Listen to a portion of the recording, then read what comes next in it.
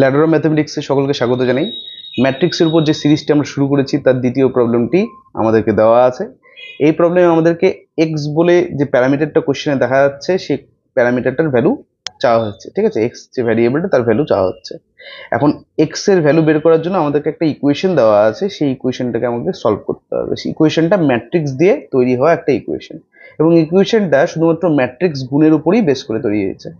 এখানে দেখা যাচ্ছে যে তিনটে ম্যাট্রিক্স গুণ অবস্থায় আছে, তাই না? 1x1 অর্থাৎ এটা একটা কত বাই কত, এটা একটাই রো তিনটে কলাম, মানে 1/3 ম্যাট্রিক্স। তারপরে পাশেরটার মধ্যে তিনটা রো তিনটা কলাম দেখা যাচ্ছে, তার মানে 3/3 ম্যাট্রিক্স। আর লাস্টেরটার মধ্যে তিনটে রো একটা কলাম দেখা যাচ্ছে, তাহলে এটা 3/1 ম্যাট্রিক্স। এখন 1/3 এর সাথে 3/1 কে মাল্টিপ্লাই করলে, আমরা মাল্টিপ্লিকেশনের রুল জানি, আমরা জানি যে কোনো ম্যাট্রিক্সকে না আরেকটা ম্যাট্রিক্স দিয়ে মাল্টিপ্লাই করা যায় না। তো 1/3 ম্যাট্রিক্স আর 3/1 ম্যাট্রিক্স, 3/3 ম্যাট্রিক্স, এদেরকে কি মাল্টিপ্লাই করা যাবে? তো ম্যাট্রিক্স মাল্টিপ্লিকেশনের ফার্স্ট রুলটা এটা, যে যে ম্যাট্রিক্স প্রথম যে ম্যাট্রিক্সটা আছে তার কলাম সংখ্যা দ্বিতীয় ম্যাট্রিক্সের রো সংখ্যার সাথে সমান হতে হবে, তবেই গুণ করা যাবে। এক্ষেত্রে যেহেতু সমান হচ্ছে দুটো, প্রথম ম্যাট্রিক্সের কলাম সংখ্যা পরের ম্যাট্রিক্সের রো সংখ্যার সাথে সমান হচ্ছে, তাই এই দুটো ম্যাট্রিক্সকে গুণ করা যাবে। এবং গুণফল কত হবে?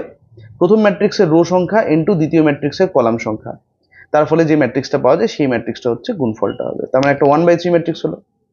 এখন প্রথম দুটো ম্যাট্রিক্সকে গুণ করে আমরা একটা 1/3 ম্যাট্রিক্স পাচ্ছি। তার সাথে পাশে আরেকটা ম্যাট্রিক্স এখনো পড়ে আছে, যেটা একটা 3/1 ম্যাট্রিক্স। তাহলে এই 3/1 ম্যাট্রিক্সকে আমরা যদি গুণ করি, প্রথমত গুণ করতে পারবো কি? তো তার জন্য সিম্পল নিয়ম যেটা বলেছিলাম, যে প্রথম ম্যাট্রিক্সের কলাম সংখ্যা দ্বিতীয় ম্যাট্রিক্সের রো সংখ্যার সাথে সমান হতে হবে। দেখতে পাচ্ছি হ্যাঁ, সমানই আছে দুটো, তার মানে গুণ করা যাবে। এবং গুণফল কি হবে? গুণফল হবে প্রথম ম্যাট্রিক্সের রো সংখ্যা গুণ দ্বিতীয় ম্যাট্রিক্সের কলাম সংখ্যা। তার মানে এটা একটা 1/1 ম্যাট্রিক্স হয়ে যাবে। তাহলে বলতে গেলে পরে ম্যাট্রিক্সের ভেতরে শুধুমাত্র একটাই সংখ্যা বা একটাই এন্ট্রি দেখা যাবে। তো ডান দিকে আমাদের দেওয়া আছে 0। 0 বলতে এখানে ও, ও বলতে এখানে ও ম্যাট্রিক্সকে বোঝানো হচ্ছে।